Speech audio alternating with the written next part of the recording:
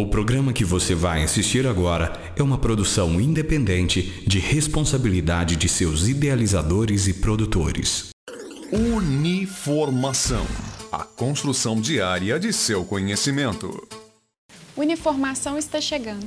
Hoje no quadro Tema Livre, vamos receber o editor, a coeditora e alguns dos autores dos artigos publicados na nova edição da revista científica do Unifor, Conexão Ciência. Os artigos foram produzidos por professores, pesquisadores e estudantes. Os trabalhos apresentados nessa edição demonstram o comprometimento de toda a comunidade acadêmica em discutir, ponderar e expor novas reflexões para ideias já cristalizadas. A revista já está na sua 4ª edição, com trabalhos de várias áreas do conhecimento. A versão eletrônica está disponível gratuitamente no site www.uniformg.edu.br.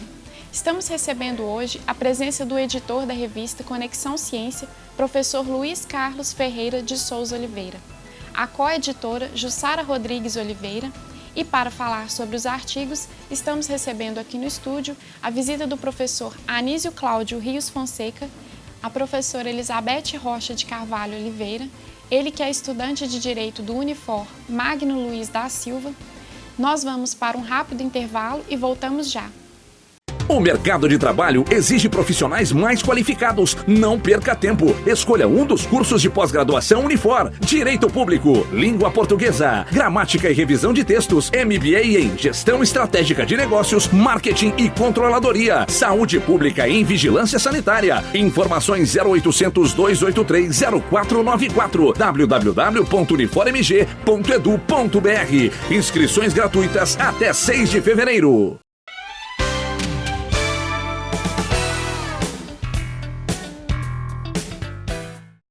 Estamos de volta com o quadro Tema Livre. Conversamos agora com o editor da revista científica, Luiz Carlos Ferreira de Souza Oliveira. Como é o trabalho de editar uma revista?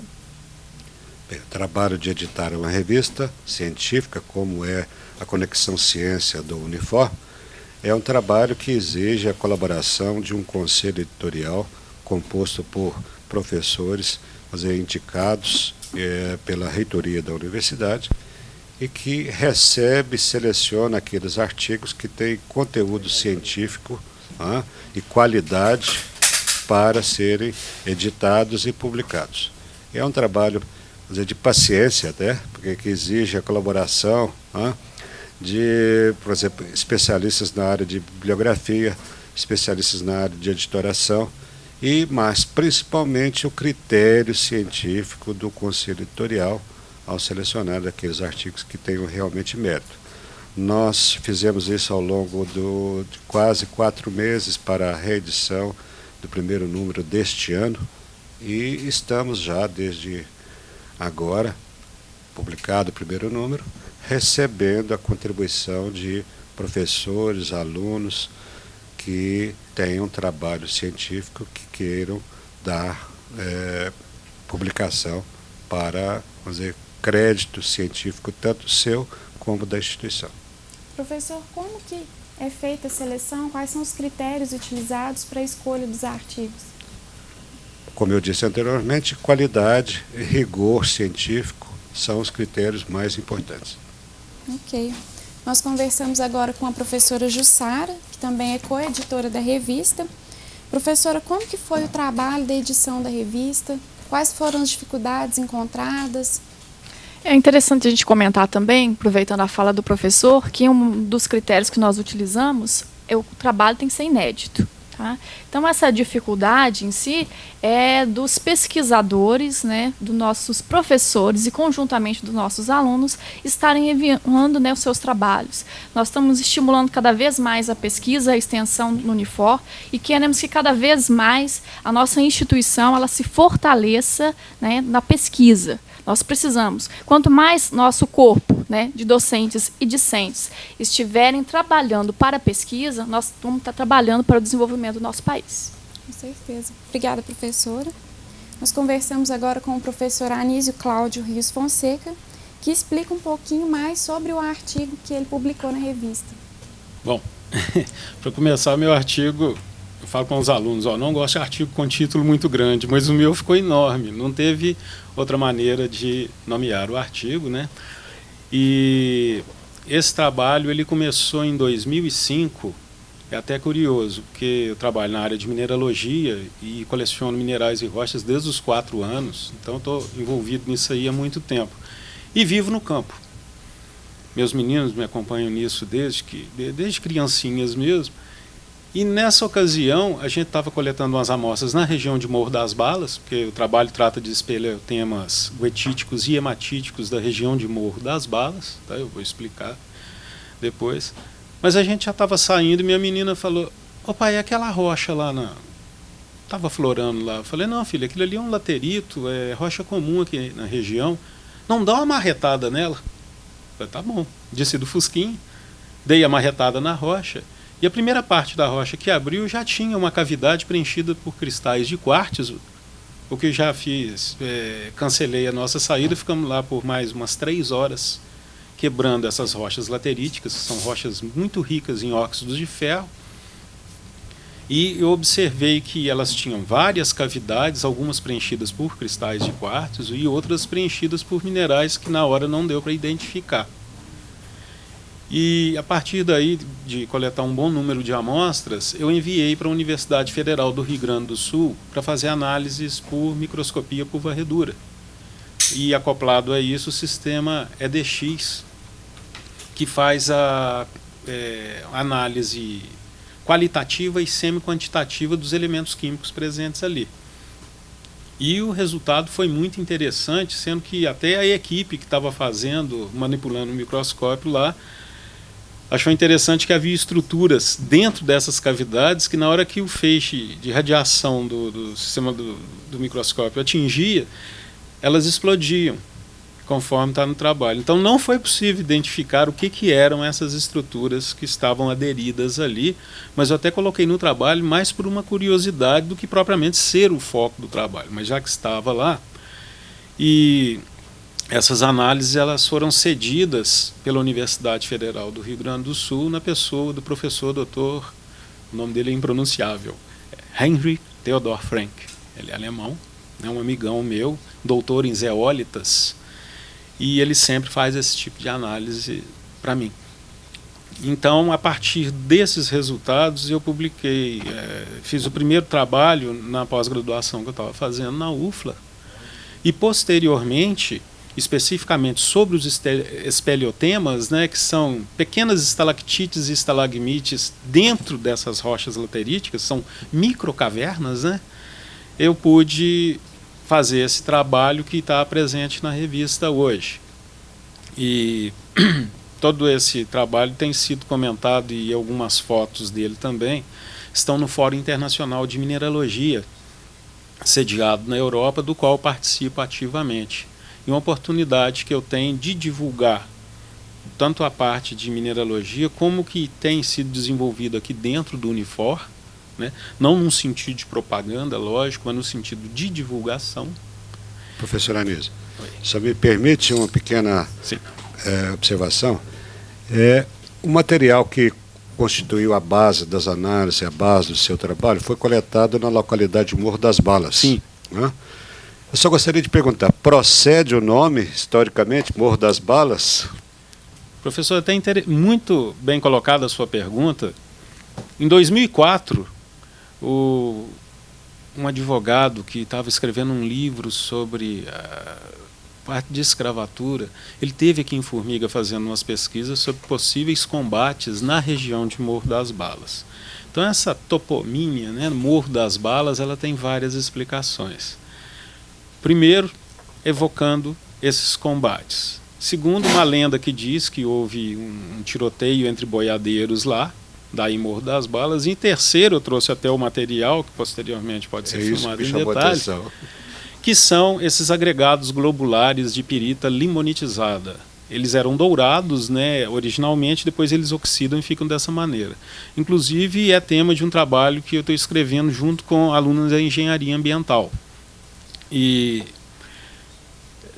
é possível utilizar esse material como munição, conforme a gente, né, até conversou, E no livro Sertões, de Euclides da Cunha, ele cita que os jagunços lá utilizavam as bolinhas de hematita como munição para armas de antecarga. Então até soltei um artigo no jornal esses tempos para trás falando sobre isso, desta possibilidade. Então, teve outra pessoa que disse, né, quanto ao nome do Morro das Balas, porque parecem balas de chupar. Falei, bom, só se for para ele, porque para mim não lembro de jeito nenhum. Mas é um material muito interessante. A região de Morro das Balas ela tem uma mineralogia riquíssima. E tem sido constantemente temas de discussões nesse Fórum Internacional de Mineralogia. Professor, só para terminar esse bloco, essa descoberta, né, que aconteceu lá no Morro das Balas pode gerar algum benefício para a região?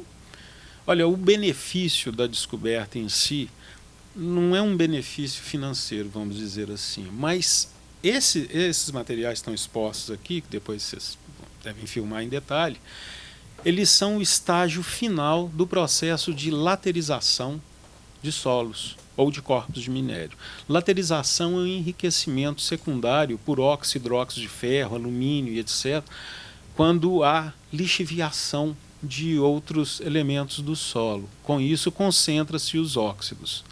Os solos ali na região estudada, eles têm como rocha matriz os argilitos da formação Serra de Santa Helena. Todo pacote de rochas, vamos dizer assim, ele tem uma denominação, que é o primeiro local onde foi estudado, e no caso ali são rochas sedimentares com mais de 600 milhões de anos. Tem a idade aproximada dos calcários da nossa região. E o processo de intemperismo sobre essas rochas e concentração secundária dos óxidos que formaram essas outras rochas, né, é que possibilitam um estudo sobre como esse processo vem ocorrendo desde então. Porque o processo de laterização nos solos ele é similar ao processo de envelhecimento numa pessoa. Então, os alunos de engenharia ambiental, engenharia civil, e mesmo na área de ciências biológicas, química, né, eles têm isso dentro das disciplinas, principalmente química e as engenharias. Para uma compreensão melhor, quando você chega no campo para fazer um estudo, se você encontra fragmentos de rochas lateríticas, você sabe que o solo já é um solo empobrecido em termos de nutrientes por causa dessa lixiviação e concentração para formar essas rochas. Agora, os espeleotemas que tem aqui, isso é uma feição bem localizada mesmo, tá? E que, inclusive, tem um site específico sobre espeleologia que demonstrou o interesse em anexar esse trabalho para disponibilização dentro do site mesmo, para divulgação da espeleologia e, no nosso caso, microespeleologia. Ok, obrigado, professor. Nós vamos para um rápido intervalo e voltamos já.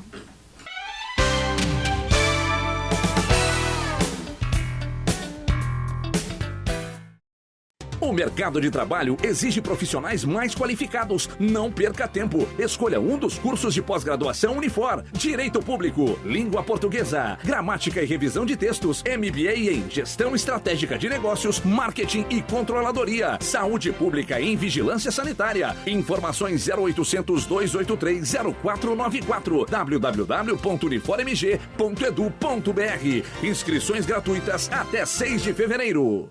Chegou em Formiga a Decore Baby, a loja do bebê mais completa da região. Uma grande variedade de móveis infantis e juvenis e as melhores condições de pagamento.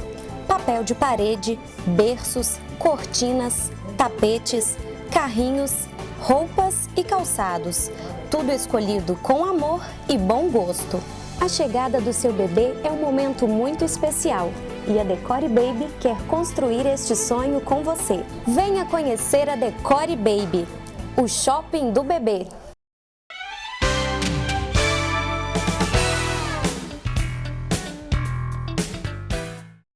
Estamos de volta com o programa Uniformação, recebendo aqui no estúdio os autores e editores da revista científica Conexão Ciência. Agora o professor Anísio explica um pouco para nós mais detalhadamente sobre as rochas que ele trouxe aqui para mostrar. Sim. Primeiramente, eu trouxe aqui destacado uma amostra aqui que mostra as estalactites e estalagmites, né, os espeleotemas de que trata o trabalho. A dessa aqui é de guetita e hematita associadas. Hematita é óxido férrico e guetita é hidróxido de ferro. Ela forma esses espelhotemas engrenados aqui, e na superfície desses espelhotemas é que foi feita a análise com o microscópio microscópio eletrônico de varredura. Aqui tem uma peça maior. Essas rochas aqui recebem o nome genérico de crosta ferruginosa. Tem vários nomes, mas a gente tem adotado a nomenclatura da Bristol Geological Survey, que inclusive nós introduzimos um dos termos aqui no Brasil, até então não tinha uma terminologia própria para minerais de manganês complexos. Então foi aqui no Unifor a primeira vez que eu vi que nós colocamos esse termo, porque eu não vi nenhum trabalho no Brasil utilizando o termo para manganês. Já dessa aqui a gente utiliza a nomenclatura preconizada mesmo. E nesse espécime aqui nós podemos notar que ele é predominantemente avermelhado. Quando é vermelho assim, o óxido dominante é hematita. Basta um pouquinho de hematita no solo para deixar ele vermelho. E essa aqui mostra cristais de guetita e hematita na cavidade aqui. Tá? Essas rochas formam corpos grandes mesmo. Isso aqui são apenas fragmentos. Também coletada na região de Morro das Balas. Temos uma amostra aqui onde há finíssimos estalactites também de guetita e hematita. É uma rocha bem densa, ela é praticamente constituída só de óxido hidróxido de ferro mesmo. É o final do processo de laterização. Eu tive assessoria do professor Dr. Marcondes Costa, da Universidade Federal do Pará, para ajudar a situar esse material. Ele é o maior especialista no mundo nessa área de laterização e, como todo ótimo profissional, dos mais acessíveis. Eu sempre falo que quando a pessoa é boa de serviço mesmo, ela é fácil de lidar com ela. Temos aqui também, nessa parte branca aqui, já são cristais de quartzo. Todas essas amostras estão associadas à mineralização de quartzo. Lá tem muito quartzo. Quando eu levo aluno da engenharia lá, eles passam um bom tempo coletando cristais de quartzo lá, porque é bonito e o pessoal gosta, tem que montar a coleção. E, finalmente, voltando à questão do Morro das Balas, eu trouxe aqui, não é das mais perfeitas, mas é uma das amostras das piritas globulares limonitizadas que tem por lá e que, como eu falei, é tema de um trabalho que nós estamos acabando agora, eu e uma aluna da engenharia. Lá há várias desse tipo, eu já utilizei em vários intercâmbios, tá? Inclusive já foi mandado para fora do país, com o nome do Unifor, inclusive. Tá? E é um material que desperta bastante curiosidade, é divertido coletar isso aqui no campo. Para mais detalhes, além dessa excelente iniciativa de se manter uma revista científica aqui do Unifor, todo o material disponível sobre a geologia da região está abrigado hoje no site da Prefeitura Municipal de Formiga, onde eu tenho vários trabalhos lá. No Fórum de Mineralogia também pode encontrar muito material, bastante acervo fotográfico. Mas, mais uma vez, é parabenizar mesmo a iniciativa aqui do Unifor, dos editores e tudo mais, em manter uma revista científica para fazer com que todo trabalho desenvolvido aqui, até por fanáticos igual eu, que vivem no campo, e várias outras áreas aqui, onde as pessoas dedicam mesmo, levam a sério, para gente divulgar isso aí. Obrigada, professor. Unidunité. O escolhido foi você, um espaço não formal de atuação do profissional dos cursos de Pedagogia e Educação Física do Unifor. Isso. Os autores, Elizabeth Rocha de Carvalho Oliveira, Laila Zorcote, Fábio Simão, Valéria Leite Praça. Unidunité, o escolhido foi você, nada convencional, totalmente fora dos padrões. Como que foi essa ideia de Eu fazer sempre um trabalho gostei assim? de título um pouco anárquico, diferente. Então, eu queria uma coisa que realmente remetesse à infância, à questão da brincadeira. Então, daí, o Unidunité. Para mim foi uma honra muito grande, Eu represento a nossa equipe, a professora Laila Zorcote, aluna hoje egressa do curso de Pedagogia, Valéria Leite Praça, o aluno também hoje egresso do curso de Educação Física, Fábio Simão. Então, eu gostaria de agradecer É uma honra a gente estar representando a área de ciências humanas do Unifor. E aí, o projeto foi fruto, né? Aliás, o artigo foi fruto de um projeto que nós fizemos, aproximadamente 2 anos. Foi uma pesquisa participante, nós fizemos num estabelecimento comercial de grande porte, denominado Bazar Guri. E a gente foi assim um pouco audacioso, porque a gente quis fazer uma intervenção num ambiente comercial, né? Intervindo um pouco nessa lógica de mercado, nessa lógica capitalista, e levando a nossa lógica pedagógica, a nossa formação para esse ambiente, no sentido de que a seção de brinquedos do Bazar Guri, né? Por que a seção de brinquedos, não a seção de papelaria, a seção de eletrodoméstico? Porque brinquedo é uma categoria de análise, é uma categoria que nós estudamos tanto na pedagogia como no curso de educação física. Daí esse nosso olhar investigativo sobre a questão do brinquedo. Então, nós montamos barraca, vamos falar assim, na loja Bazar Guri por aproximadamente um ano e meio. Fomos muito bem recebidos pela equipe de diretores, em especial o diretor Remáculo Couto, que sempre nos apoiou, sempre abriu as portas mesmo do Bazar Guri, né, para mim, para a professora Lália, para os 2 alunos. E lá a gente investigou toda aquela sessão, desde a parte arquitetônica, como o cenário, a disposição dos brinquedos, se havia uma classificação, uma lógica para a organização dos brinquedos, né? Entrevistamos o público, pais, o público infantil, infanto-juvenil. Chegou-se à conclusão também que a sessão ela tinha um olhar muito feminino, uma predominância da cor rosa, né? Ou um público bem infantil. Então, foi um estudo assim, muito interessante, muito legal ter feito, né, a pesquisa sobre o UniDunité. E a nossa glória foi maior, ela se concretizou quando nós ficamos sabendo pela Sandra Lasmar, né, funcionária do CEPEP, em nome do Conselho Editorial, que nosso artigo tinha sido selecionado. Então, eu entrei em contato com todo mundo, com toda a equipe, e nós recebemos assim, com muita alegria, com muita honra, com muita satisfação mesmo. Professora, nós sabemos que existem brinquedos adequados para cada idade da criança.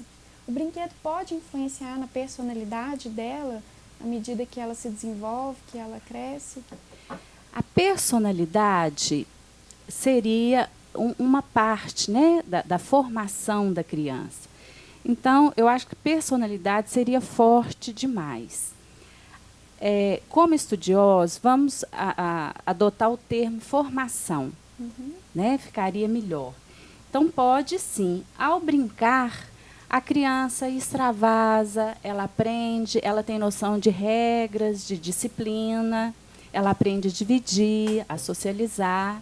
Então, de certa forma, essa formação acaba atingindo a personalidade, sim. É por isso que a criança que não brinca, que não tem esse espaço, né, do brincar delimitado na infância, no desenvolvimento dela, se ela não tiver esse espaço, vai dar problema lá na frente. Ela vai passar por algumas, vamos falar assim, algumas pausas do seu desenvolvimento. Então, brincar é saudável, né? É completamente saudável. Toda criança tem que brincar. Precisa passar por isso. É um desenvolvimento saudável da criança que ela passe por isso. Ok, obrigada. Nós vamos para um breve intervalo e voltamos já. Não saia daí.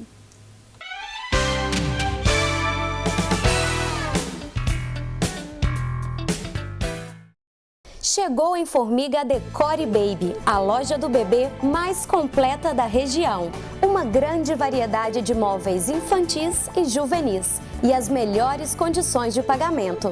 Papel de parede, berços, cortinas, tapetes, carrinhos, roupas e calçados. Tudo escolhido com amor e bom gosto. A chegada do seu bebê é um momento muito especial e a Decore Baby quer construir este sonho com você. Venha conhecer a Decore Baby, o shopping do bebê. O mercado de trabalho exige profissionais mais qualificados. Não perca tempo. Escolha um dos cursos de pós-graduação Unifor. Direito Público, Língua Portuguesa, Gramática e Revisão de Textos, MBA em Gestão Estratégica de Negócios, Marketing e Controladoria, Saúde Pública e Vigilância Sanitária. Informações 0800 283 0494, www.uniformg.edu.br. Inscrições gratuitas até 6 de fevereiro.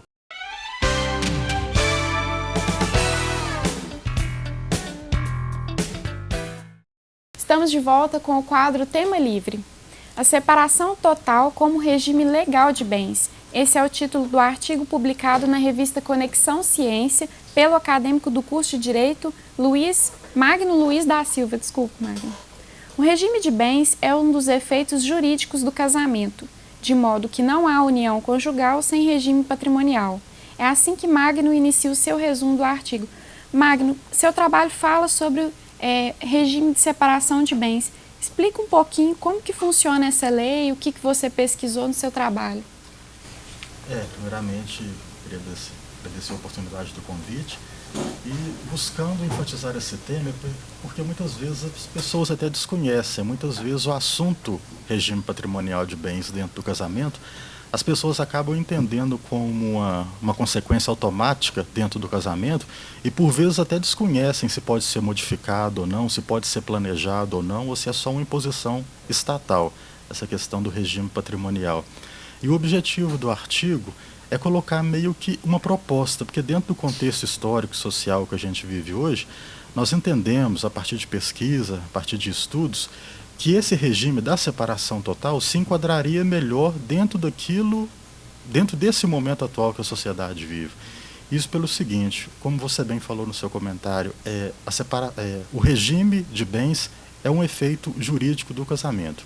Ou seja, não há casamento sem regime patrimonial de bens. Então, se os nubentes não escolhem, ou se não lhes é imposto um regime obrigatório por parte do Estado, que há casos dessa imposição, há o que chamamos de um regime supletivo, que é colocado pelo Estado. Regime esse que, desde a Lei do Divórcio de 1977, é o regime da comunhão parcial de bens. Só que com esse regime, o que acontece? Acaba havendo uma mistura patrimonial automática ali nos bens dos cônjuges. Então, muitas vezes, por mais que o cônjuge não queira, mas talvez ele fique por timidez, talvez por medo de ofender o parceiro, ele acaba ficando com medo de tocar nesse assunto que é o regime patrimonial. E, por vezes, acaba misturando o seu patrimônio com o outro, até sem ser da sua vontade. E é muito estigmatizado essa questão que o regime da separação total é uma simbologia de um casamento que não se mistura, aparentemente numa contradição à solidariedade que deve fomentar a união. Mas não é, se a gente for analisar mais a fundo, há até uma purificação da questão material, o que deixaria mais em evidência apenas o aspecto amoroso, o aspecto afetivo do casamento, que na verdade é o que deve prevalecer. Então a nossa proposta é num sentido preventivo e num sentido protetivo sobre as pessoas dos noivos. Ou seja, são louváveis, são dignos de aplauso aqueles casais que conseguem conversar sobre regime patrimonial de bens. Mas para aqueles que não conseguem, então o Estado exerceria essa função preventiva, protetiva, através do regime da separação total. Ou seja, se os casais não falassem nada, não haveria essa mistura de bens. E é bom até enfatizar que essa incomunicabilidade ela não é absoluta. Para aqueles bens destinados à economia doméstica, para a mantença da família, uma vez que a família é considerada constitucionalmente base da sociedade, esses bens, eles se misturam, esse regime, essa parte dos bens destinados à economia doméstica, há essa mistura de bens. Ou seja, então é até bom enfatizar essa exceção para quebrar um pouquinho daquele rigor excessivo que as pessoas acabam enxergando no regime da separação total. Ou seja, a nossa proposta é muito mais da instituição dele como um caráter protetivo e preventivo. Até porque, verdade seja dita, atrás do sim que os noivos dizem ali no altar, que os noivos dizem no cartório lá, há uma coleção de intentos, de sonhos ali, de desconcertos por trás desse sim, que não propriamente significa que não há um amor de verdade ali, mas a questão patrimonial de ambos deve ser respeitada também. Magno, é interessante você colocar isso no seu artigo, mas é uma forma dos noivos estarem tendo um maior diálogo, né, antes mesmo da união em si. Mas você acha que tem como mudar a lei ou não? A mudança da lei? Para instituir a separação total Isso. como regime? Sim, eu acho que tem. E eu acho que a principal oportunidade o Estado perdeu em 2002, quando surgiu o novo Código Civil. Porque, anteriormente, com o Código Civil de 1916, o regime supletivo, o regime legal de bens, era o regime da comunhão total. Então tinha toda aquela concepção romântica de casamento, união total de afetos, união total de patrimônios. Depois veio a lei do divórcio, já dentro ali de um novo contexto social, já passou para o regime da comunhão parcial. E se o Estado tivesse seguindo essa linha, essa graduação, em 2002 ele poderia ter feito a opinião mais salutar ao nosso entendimento, que seria a instituição do regime da separação total. Então é possível sim, mas vale frisar aqui a nossa opinião que o Estado perdeu uma grande oportunidade de fazer isso já em 2002. Ao invés de fazer essa mudança, ele preferiu só corroborar a previsão já contida na Lei do Divórcio de 1977. E vale dizer que a sociedade está em andamento, a sociedade está numa constante mutação e o direito ele é bonito por ser dinâmico. Então ele tem que acompanhar essa mutação social, porque toda vez que ele não consegue fazer isso, ele fica obsoleto e fica sempre correndo cada vez mais atrás das mutações sociais. É possível sim, mas vale dizer que já poderia ter sido feito em 2002. Ok, Magno. Professor Luiz Carlos, como que o senhor classifica o artigo elaborado pelo acadêmico Magno? Fazer ciência é pesquisar, estudar, discutir questões que afetam o ambiente e a sociedade onde vivemos. O trabalho dele foi escolhido pela sua pertinência em termos de discussão de termos jurídicos que estão, digamos, na mídia.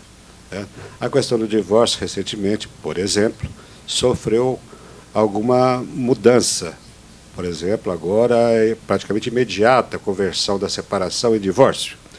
Então, quando o Conselho Editorial, ao escolher entre dezenas de trabalhos recebidos, julgou, além da questão do ineditismo, da qualidade e do rigor científico, colocou também em evidência aquelas questões dos trabalhos que estivessem mais, digamos, presentes no nosso dia a dia e trouxesse, ciência também não é árida, não é preciso ser árida, trouxesse algum sabor no sentido de ler, conhecer, certo? E todos os artigos escolhidos, aqui estão representados 3 dos artigos selecionados, tinham, esse quê, além de todas essas qualidades, esse quê. É o caso do trabalho do professor Anísio, certo? Da professora Elizabeth e do acadêmico Magno, certo?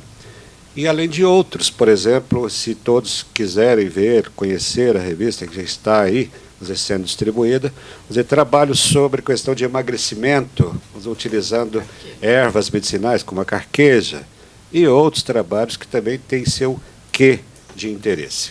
Nós aproveitamos a oportunidade e convidamos a todos aqueles que, porventura, tenham monografias apresentadas e aprovadas com mérito, que procurem transformar num artigo científico, certo? E apresentá-lo ao Conselho Editorial.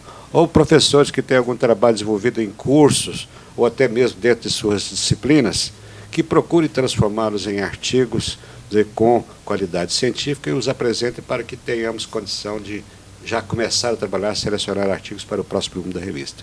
Agradeço a oportunidade de dar destaque à publicação da Conexão Ciência, à revista científica do Unifor.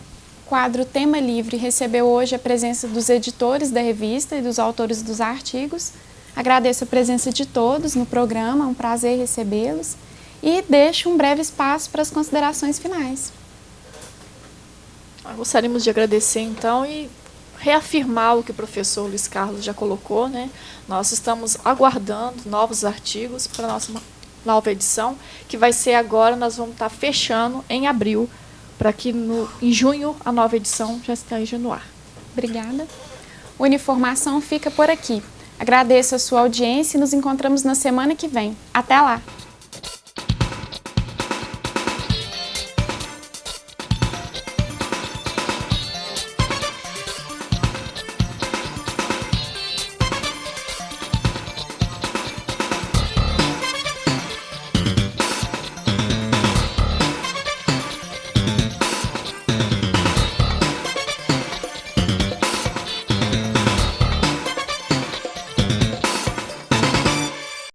Uniformação.